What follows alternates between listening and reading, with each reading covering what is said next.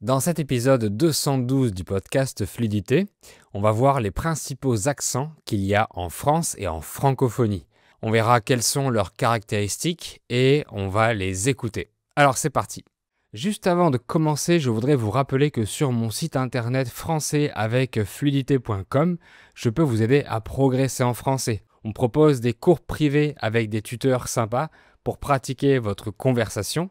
Mais on propose aussi le Club VIP, une grande communauté d'apprenants pour pratiquer votre oral en groupe dans des chats Zoom tous les mois. On fait entre 8 et 10 chats par mois et toute l'année dans lesquels on fait différentes activités en français pour le pratiquer et pour apprendre à le parler avec confiance. Il y a aussi un groupe Telegram privé actif tous les jours et d'autres avantages. Alors pour avoir toutes les informations, les liens sont dans la description ou alors vous cherchez français avec fluidité pour trouver mon site web. Bonjour et bienvenue dans ce nouvel épisode.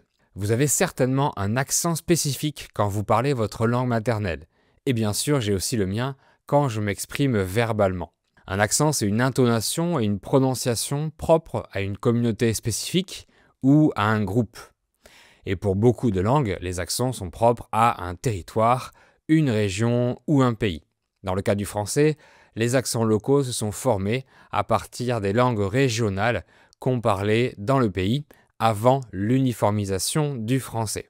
Dans mon épisode qui s'appelle « Les origines du français », numéro 199, j'explique en détail comment la langue française est née et les langues régionales qu'il y avait. Il y en a encore, mais elles sont minoritaires. Alors, on va voir ensemble quels sont ces principaux accents et on verra que certains mots se prononcent différemment selon l'accent local. On verra aussi les principaux accents du français hors de France. Bien sûr, le vocabulaire change un peu localement. Un Français d'une région ne comprendra pas certains mots qui sont utilisés ailleurs en France et c'est ce qui rend les accents intrigants. Alors, pour vous, reconnaître les accents dans une langue étrangère n'est pas du tout facile, puisque ce sont de légères modifications dans l'intonation ou dans la prononciation. Donc il faut d'abord avoir l'oreille entraînée à différencier tous les sons du français correctement. Donc ça demande de l'expérience. Moi non plus, quand j'ai commencé l'espagnol, je ne savais pas reconnaître les accents des différents pays. Maintenant je sais différencier l'espagnol d'Espagne, de celui de Colombie, d'Argentine ou du Mexique. Même chose pour l'anglais. Cela dit, j'ai encore du mal à faire la différence entre les divers accents des Mexicains.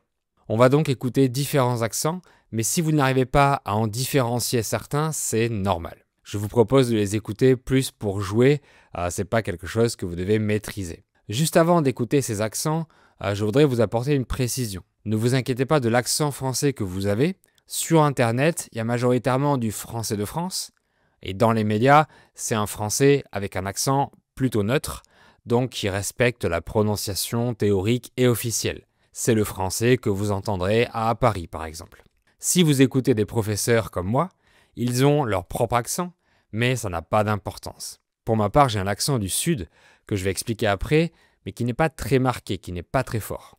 Et pour vous, l'important, c'est toujours d'être compréhensible, comme je vous le dis souvent. On commence par l'accent parisien. De nos jours, il y en a deux en fait. Premièrement, il y a l'accent parisien qui semble un peu snob pour les gens qui ne sont pas de Paris. On dit que c'est un français qui semble un peu pincé, un peu strict, parce qu'on dirait qu'il parle avec la bouche un peu plus fermée. La prononciation est rapide et les « e » en milieu de mots ne sont jamais prononcés. Dans leur conversation, ils utilisent beaucoup de mots en anglais pour avoir un peu de style. Et ils ajoutent souvent « en » après le dernier mot. Par exemple, c'est sûr. Alors c'est parti, on l'écoute. Qu'est-ce que vous pensez de la société à l'heure actuelle ? Oh là là, c'est la décadence. Si cette loi est votée, eh bien on attire une condamnation quand même sur notre société. La colère de Dieu va s'abattre sur la France. Vous entendez, ici elle dit la décadence au lieu de dire la décadence. Et il y a un autre accent parisien, mais qui est de moins en moins fréquent, c'est l'accent du titi parisien. Un titi parisien, c'est un enfant de Paris, comme Gavroche dans Les Misérables. C'est la façon de parler de Renaud, le célèbre chanteur français qui utilise énormément d'argot dans ses chansons.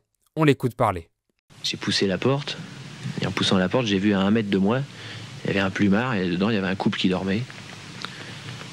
Et à côté du lit, à 10 cm de l'entrebâillement de la porte, il y avait une chaise. Il dit un plumard pour dire un lit. J'exagère, mais c'est pour que vous entendiez la différence. Ensuite, il y a tout le contraire de l'accent parisien, c'est l'accent du Sud. C'est un accent qui vient de la langue occitane, donc il est plus chantant, plus mélodieux, comme les autres langues romanes, et il est plus ouvert. Pour dire le pain, les gens disent le pain. J'avais un peu cet accent quand j'étais plus petit, mais je l'ai un peu perdu, je ne sais pas pourquoi. La diction est plus lente, donc les E en milieu de mots sont souvent prononcés. Et les E muets en fin de mots sont prononcés alors qu'ils sont muets. Il y a plusieurs variantes de cet accent du Sud. Il y a l'accent du Sud-Ouest, comme à Toulouse, ou encore l'accent corse, l'accent du Pays Basque, etc. Et il y a aussi le fameux accent de Marseille. On commence par l'accent de Toulouse. On dit que dans le Sud, on a l'accent qui chante. Est-ce que vous connaissez toutes nos petites expressions? Bon, moi, pour ma part, j'en dis quelques-unes. Il y en a, il n'y a pas longtemps que j'en ai découvertes. Et certaines, je ne les utilise jamais. Et dans cette vidéo, je vais vous partager. On dit qu'on a l'accent qui chante. Le E à la fin de chante est presque comme un A. Et donc, il y a aussi l'accent de Marseille, qui est encore plus prononcé que l'accent du Sud-Ouest. Je vous laisse l'écouter. Mais après, il a fait quelques bonnes choses, mais il a perdu beaucoup de ballons aussi. Parce que moi, il ne s'agit pas d'incenser toujours les mêmes joueurs et de fracasser les autres. La personne que vous venez d'entendre est malheureusement décédée. C'était un ancien conseiller municipal de Marseille et passionné de football. Donc un grand fan de l'OM, l'Olympique de Marseille. Il dit « chose » au lieu de « chose » en français théorique. Il dit « ballon » au lieu de dire « ballon ». Il dit aussi « moins » en prononçant le S, alors qu'on ne le prononce pas dans le nord de la France. On dit « moins » en théorie. Il dit « les autres » alors que dans le nord, ils disent « les autres ». Et dans le sud, on dit le lait pour dire le lait de vache. Donc les lettres AI sont prononcées comme le E accent aigu, au lieu de les prononcer comme E. Pour l'accent suivant, on va repartir de l'autre côté du pays, puisqu'on va parler de l'accent du nord, en particulier l'accent des ch'tis. C'est le surnom des gens qui habitent dans la région Hauts-de-France. C'est l'un des accents les plus prononcés de France, l'un des accents les plus forts, tellement prononcé que les autres Français peuvent avoir des difficultés à le comprendre. Par exemple, les lettres CH sont prononcées que. Ils disent quien au lieu de chien en parlant de l'animal.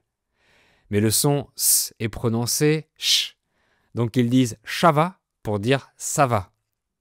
Et les A sont prononcés comme des O. On l'écoute maintenant. Bah, Noré, je suis pas un restaurant, Bélo, je suis une baraque à frites. Ah, bref, tu vois le feu là, tourne à gauche, après je suis toujours tout droit.